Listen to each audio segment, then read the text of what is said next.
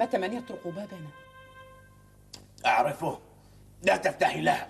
ومن يكون؟ من غيره؟ أخي، إنه لا يأتي إلا ساعة الغداء أو ساعة العشاء ليشاركنا طعامنا. قد يكون شخصا آخر جاء يدفع دينه. حسنا، خذي الأكل إلى المطبخ ريثما أرى من الطارق. هيا.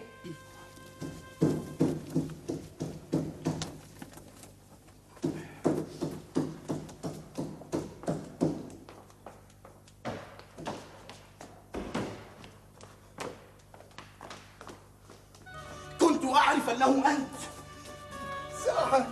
ساعة وأنا أطرق الباب. هل كنت نائما؟ ماذا تريد؟ ماذا تريد؟ أشم رائحة طعام. لقد انتهينا من الغداء ولم يبقى منه شيء. وهل سنبقى واقفين هكذا؟ ألن تسمح لي بالجلوس؟ ألم أحذرك من المجيء في هذه الساعة؟ لم ألجأ إلى أخي، إلى من ألجأ؟ كم أكره صلة القرابة هذه. ماذا قلت؟ قلت ماذا أستطيع أن أفعل لك؟ أقرضني قليلا من المال وسوف أرده لك حينما يتحسن وضعي المالي. من أين؟ من أين؟ إذا وجدت درهما واحدا في جيبي خذه لك. لا تبخل على أخيك يا قاسم. قلت لك إنني لا أملك شيئا. بل تملك الكثير. كنت أما الآن فقد أصبحت أكثر فقرا منك. وأين ثروة أبينا التي استوليت عليها؟ كل مرة تأتي وتحاسبني. هيا اخرج من بيتي، اخرج. يا لك من أخ جشع بخيل. اخرج. قطعة لحم صغيرة على الأقل. هيا اخرج. الغداء.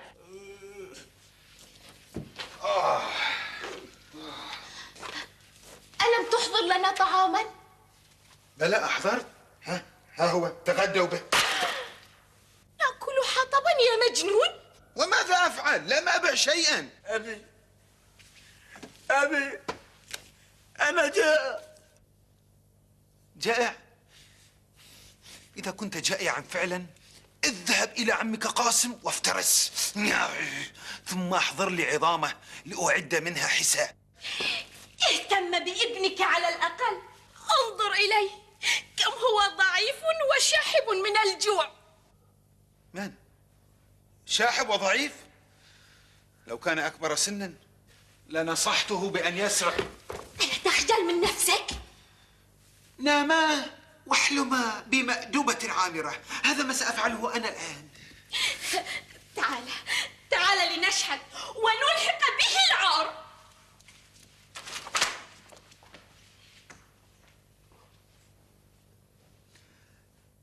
لا تنسيا أن تحضراني شيئا آكله.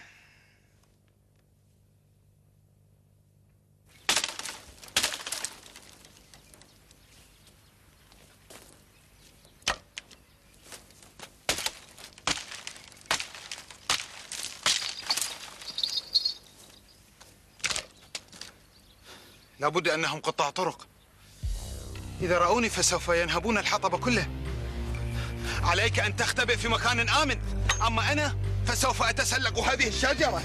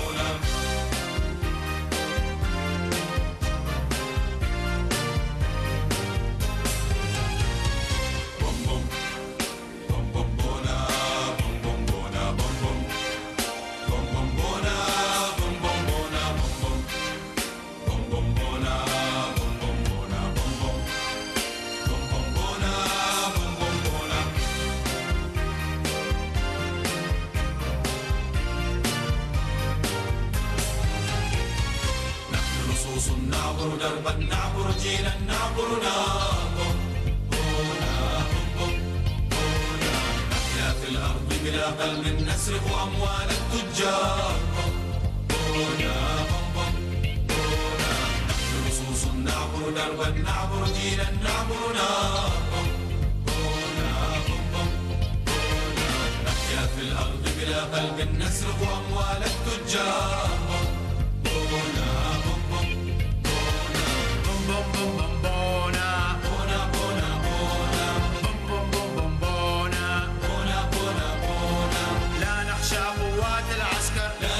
قوات العسكر لا نخشى الجيش الجرار بوم بوم بوم بوم بونا بوم بوم بونا بوم بوم بوم بوم بونا بوم بوم بونا بوم بوم بوم بوم بونا بوم بوم بونا بوم بوم بوم بوم بونا بوم بوم بونا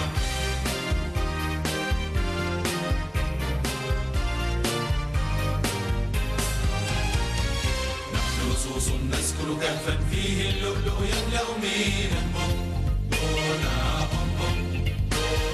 والذهب الخالص مبتسم بين زواياه ينادينا نحن لصوص نسكر كهفا فيه اللؤلؤ يملأ مينا والذهب الخالص مبتسم بين زواياه ينادينا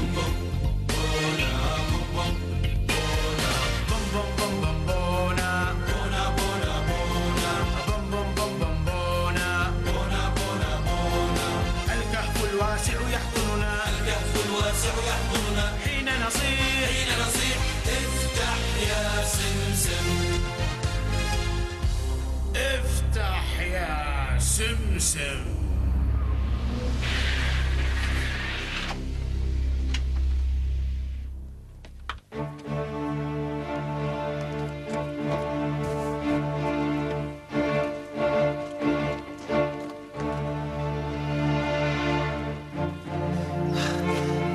لم ألاحظ وجود المغارة طوال هذه الفترة.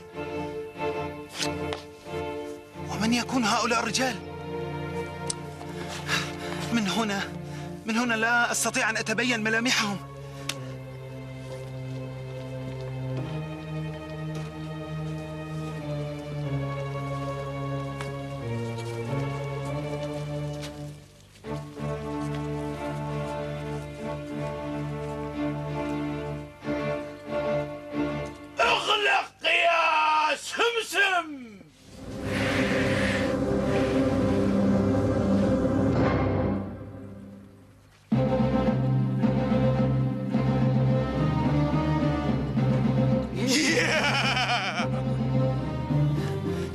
سأنزل يتأكد.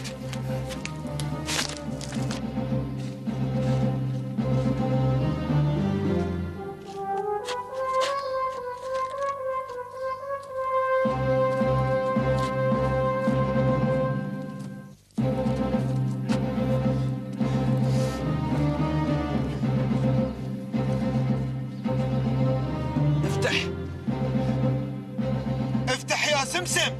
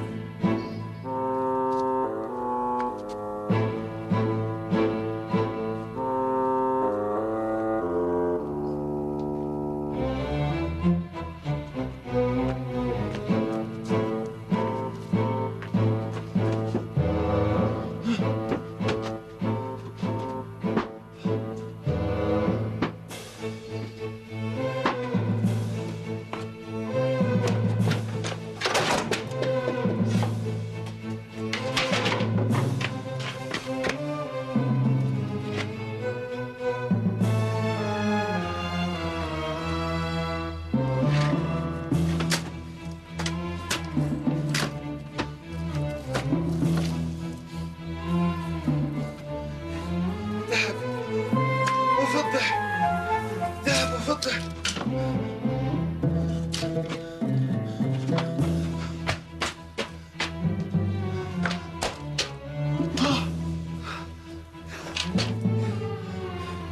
ثياب حريرية.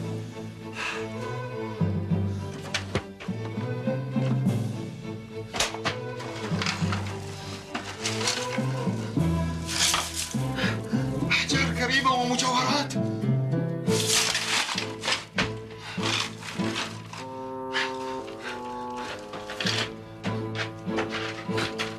هل أنا أحلم؟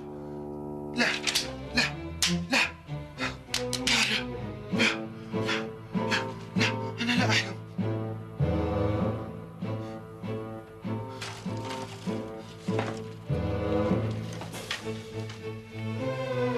لابد أنهم لصوص. لابد أنهم لصوص يستخدمون هذا المكان مخبأ لهم. ليس لدي وقت أضيعه. إذا جاءوا ورأوني هنا فلا شك أنهم سيقتلونني. سأخذ ما استطعت قبل مجيئهم.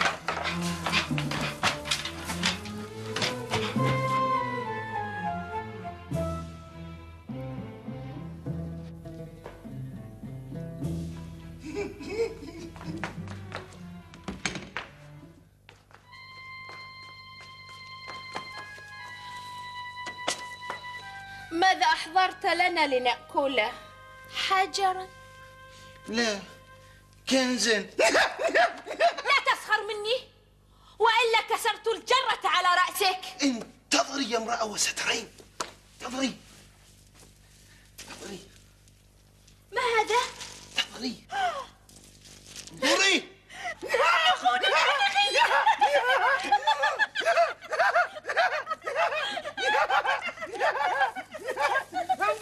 وهناك الكثير من الذهب والمجوهرات.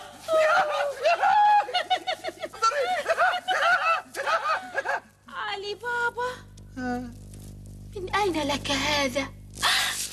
هل سرقت أخاك قاسم؟ هل تعتقد أن قاسم أغنى مني؟ أغنى رجل في العالم؟ سأخبرك بالقصة، ولكن عديني بأن لا تبوحي بهذا السر لأي كائن، لأني أعرفك ثرثارة.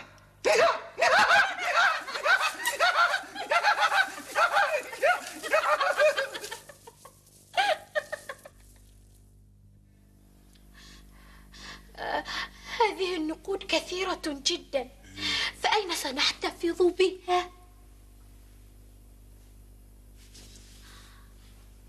سأحفر حفرة عميقة وسأخبئها فيها.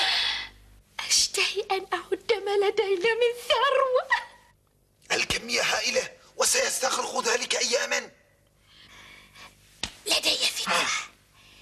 سأذهب إلى بيت أخيك قاسم وأستعير منهم الميزان لأعرف مقدار النقود ولأزن المجوهرات. ولكن حذاري أن يعرفوا لماذا تريدين الميزان، لأني أعرفك ثرثارة. وهل أنا غبية لأخبرهم؟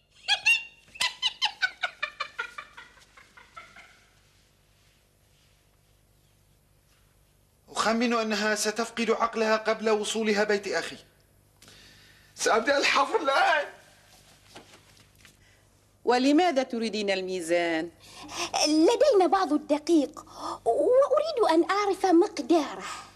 حالا سأحضر لك الميزان، ولكن أرجو أن تعيديه قبل أن يكتشف زوجي ذلك، وإلا سيغضب وأنت تعرفينه. أعرف مدى بخله. لا أقصد مدى حرصه. يصبح عصبي المزاج إذا فقد شيئا. لا تقلقي يا أختي، سأعيده حال انتهائي من وزن النقود. لا أقصد الدقيق. حالا.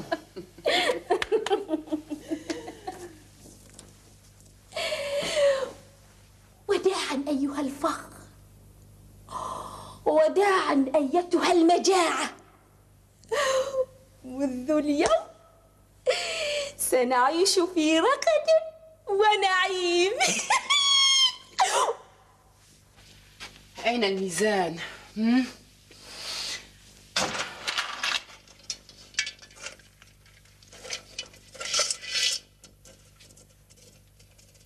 من أين لهم كل هذا الدقيق؟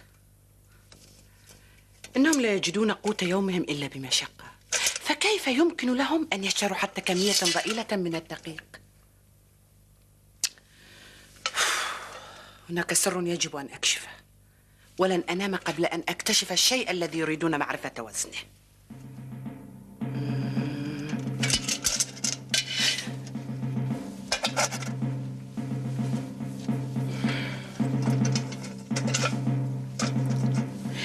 سأضع في الميزان شيء من العسل بحيث لا يمكن ملاحظته، وعندئذ سيعلق به الشيء الذي يزنونه.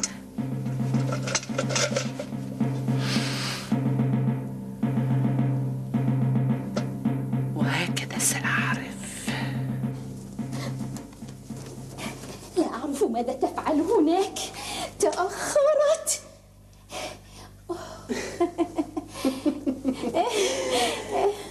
خذي يا صديقتي،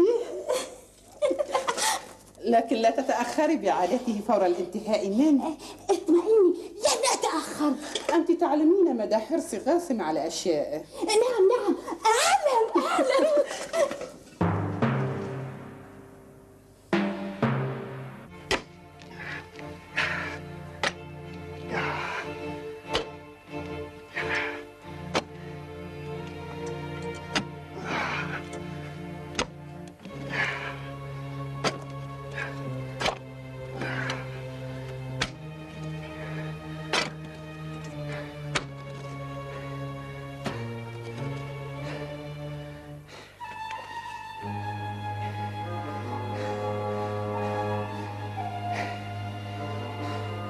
مخبأ مثالي لثروتي.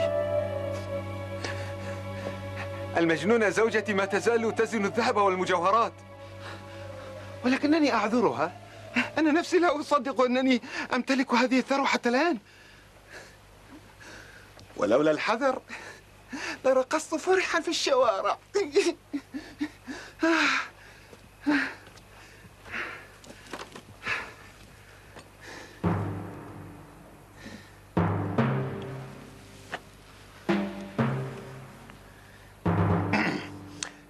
الآن أنا صرت أغنى من قاسم. سأجعله يأتي إلى بيتي ليشحذ رغيفا، وعندئذ سأطرده طردة كبيرة. لا إنه أخي رغم كل شيء.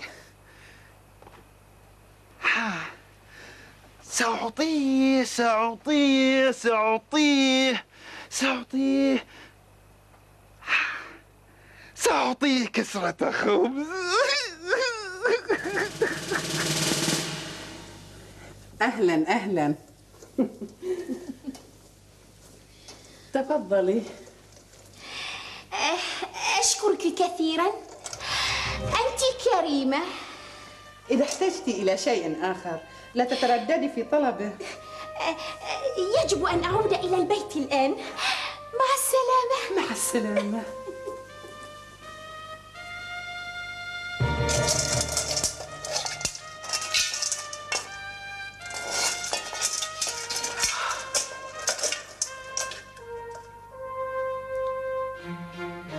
شيء لا يصدق. معقول هذا؟ لابد أن لديهم الكثير من المجوهرات، وإلا شعروا بفقدان هذه الماسة. ولكن من أين هبطت عليهم الثروة؟ ورثوها أم سرقوها؟ هذا سر آخر يجب أن أكشفه.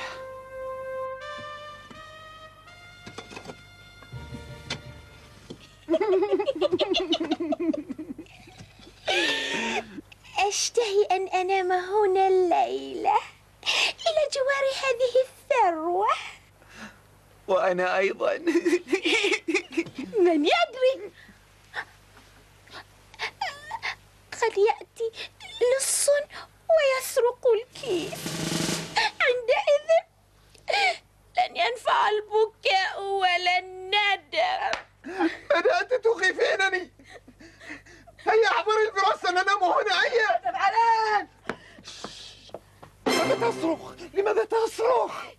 لماذا تصرخ؟ قلت لك مرارا لا تفاجئ أحدا بصوتك الحاد. هيا احضر فراشك. هل سننام هنا؟ انظر ماذا سيقول. سننام هنا، طبعا سننام هنا. لن تجد في حياتك أفضل من هذا المكان لتنام فيه، إنه منعش. لا تتحرك من هنا، سأعود حالا.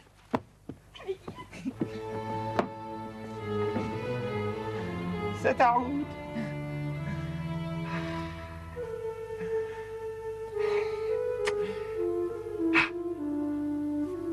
سأبني قصرا وأملاه بالخدم والجواري، وسيكون لي طباخي الخاص، وسوف أشتري الكثير من الخيول الأصيلة. ثم ماذا ثم ماذا ثم دعني أفكر. إيه؟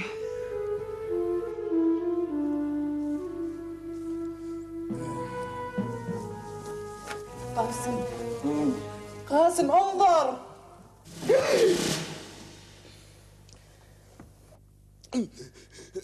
من أين لك هذا؟ من بيت أخيك. أي أخ؟ وهل لديك أخ غيره؟ ماذا قلت؟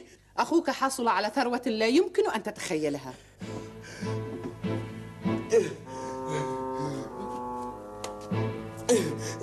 هل أنت محمومة؟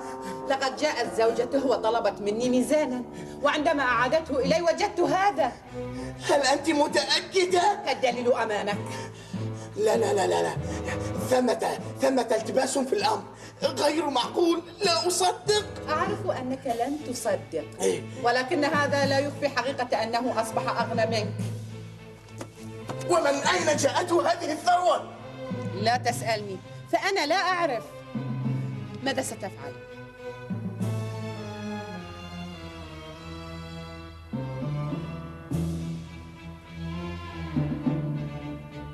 أخبرني، من أين جاءتك الثروة؟ كيف حصلت عليها؟ وكيف علم؟ ليس شأنك. أخبرني أولاً، من أين جاءتك هذه الثروة؟ عثرت عليها بالطريق. لا تكذب. هذا أمر لا يعنيك، لا يعنيك. إنه يعنيني. من أين لك بكل هذه الأموال والمجوهرات؟ حصلت عليها من كهف اللصوص. أي كهف؟ وأين يقع هذا الكهف؟ اتركني ستكسر عظامي. لا تخفي عني شيئا، وإلا سوف أذهب إلى الشرطة وأتهمك بأنك واحد من اللصوص. لا لا لا، سأخبرك بكل شيء. تكلم. لا تصرخ. تكلم. اصرخ. تكلم.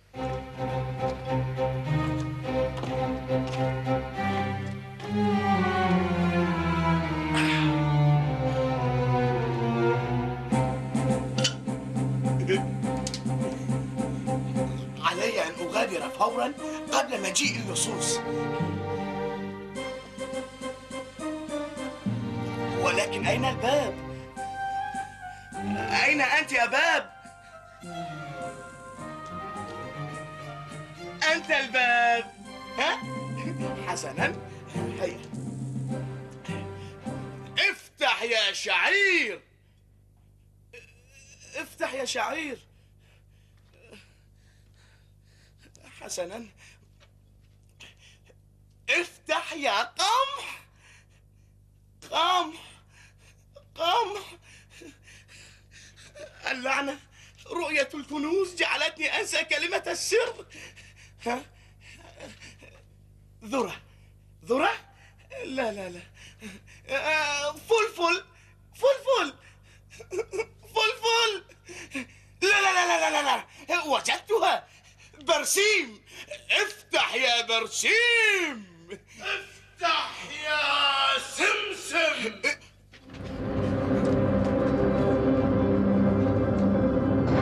نعم، سمسم.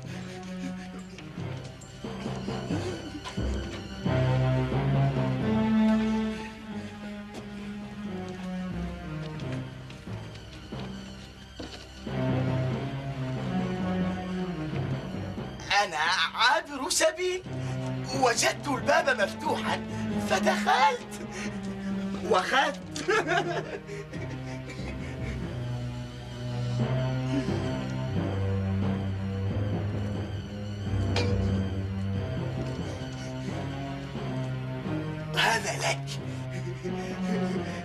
جميل جميل.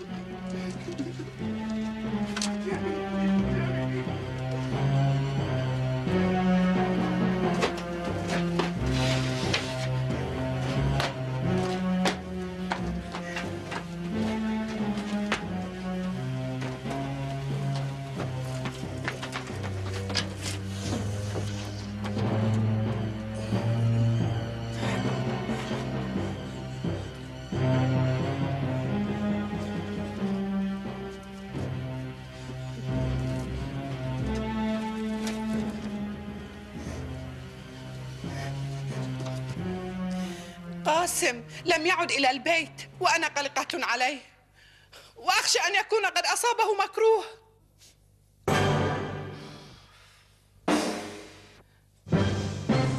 لا تقلقي، ربما هو عند بعض أصحابه. سأبحث عنه.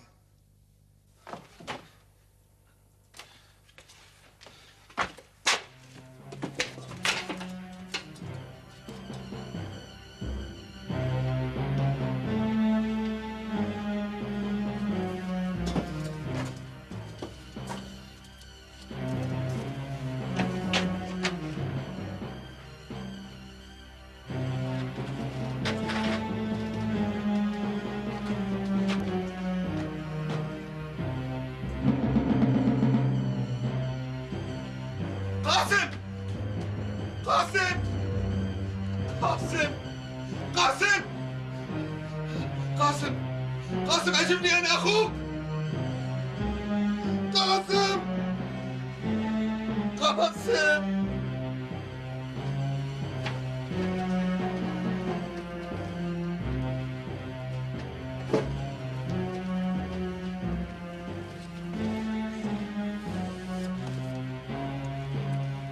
لا يمكن للميت أن يزحف ويخرج من هنا.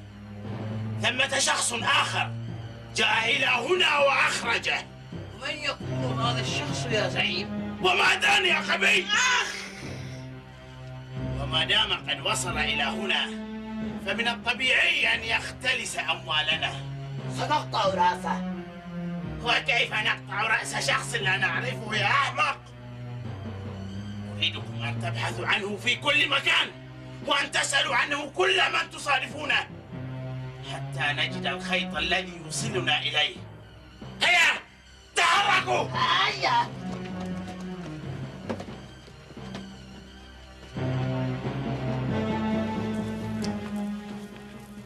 مرجانة!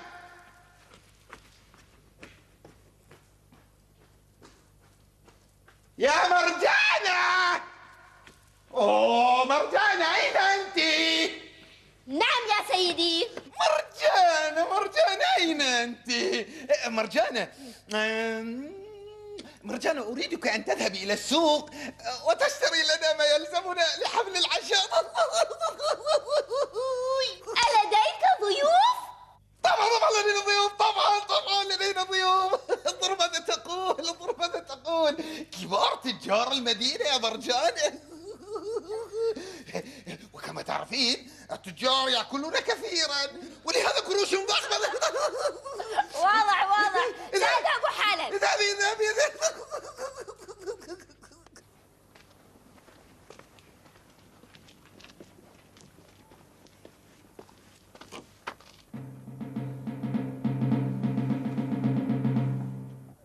من وضع هذه العلامة هنا؟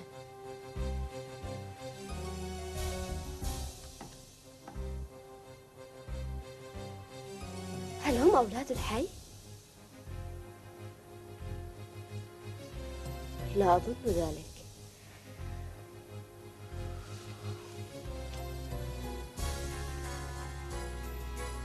ولماذا وضعت العلامة على بابنا وحده؟ لابد من أمر سر. واحتياطاً سأرسم نفس العلامة على الأبواب الأخرى.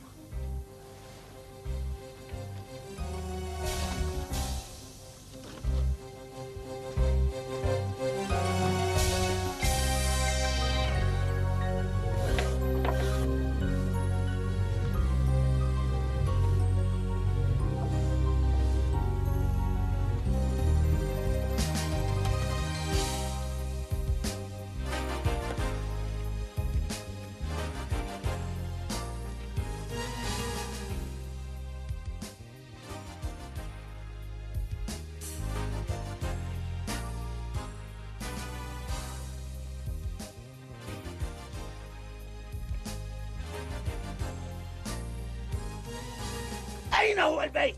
عجبا، لقد رسمت علامة على الباب هذا الصباح. انظر جيدا، كل الأبواب عليها نفس العلامة. لست أنا الذي فعل ذلك.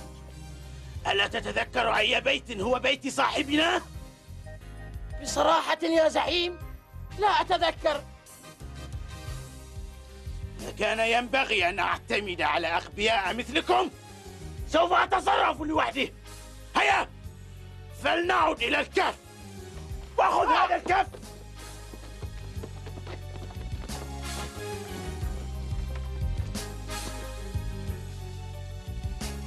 عندما شاهدت الغرباء يتطلعون إلى البيوت ومن بينهم بيتنا ارتبت فيهم، لذلك تواريت بالقرب منه لأستمع لما يقولون. عظيم. ماذا سمعت؟ ها؟ ماذا سمعت؟ ماذا سمعت؟ ماذا سمعت؟ ها؟ ماذا سمعت؟ كانوا يتحدثون عن العلامة التي رسموها على الباب. علامة؟ ثم ماذا؟ ثم ماذا؟ ثم سمعت من يسمونه الزعيم يوبخهم ويتهمهم بالغباء. الغباء. ثم ماذا؟ أكملي. ثم ماذا يا مرجانة؟ ثم ماذا؟ قال لهم الزعيم. ماذا قال؟ سأتصرف وحدي. ثم عادوا للكهف.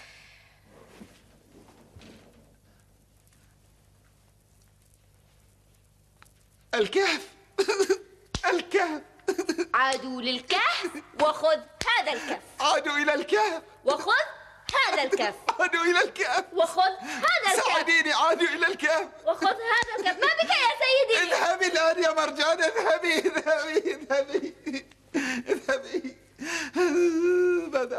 ماذا أفعل؟ لابد أنهم لصوص المغارة. لقد اكتشفوا أمري.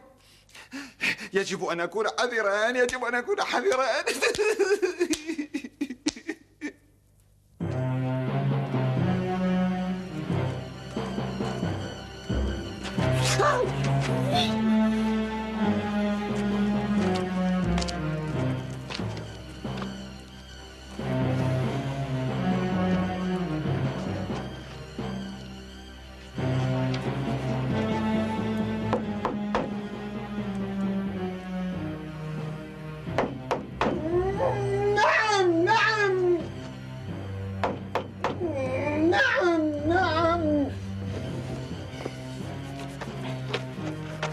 نعم. السلام عليكم. وعليكم السلام ورحمة الله وبركاته. أنا تاجر غريب، جئت من مكان بعيد وقد حل الظلام ولا أعرف مكانا أقيم فيه. فهل أستطيع أن أحل ضيفا عليك؟ تستطيع. شكرا. إلى ماذا تنظر؟ تفضل.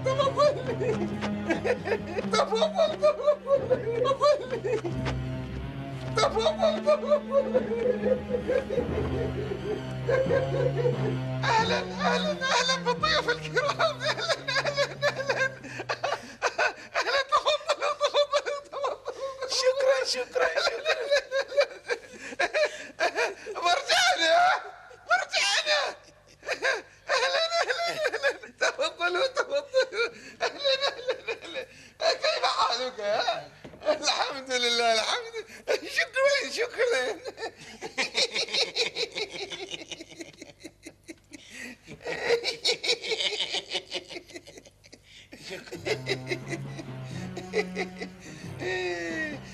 تفضل. كيف حال تجارتك؟ بخير الحمد لله.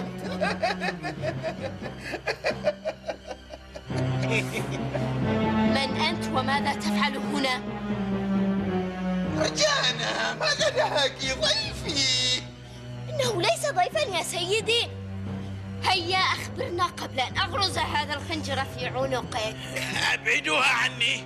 ليس قبل أن تتكلم. مرجانة هل جننتي؟ هيا تكلم. سأتكلم. لقد جئت إلى هنا لأنتقم منه لأنه سرق أموالنا. هذا هو زعيم اللصوص؟ يا لها من ورطة، يا لها من ورطة. إذا سلمته للشرطة فسوف يصادرون كل ثروتي، وإذا تركته فسيعود لينتقم مني.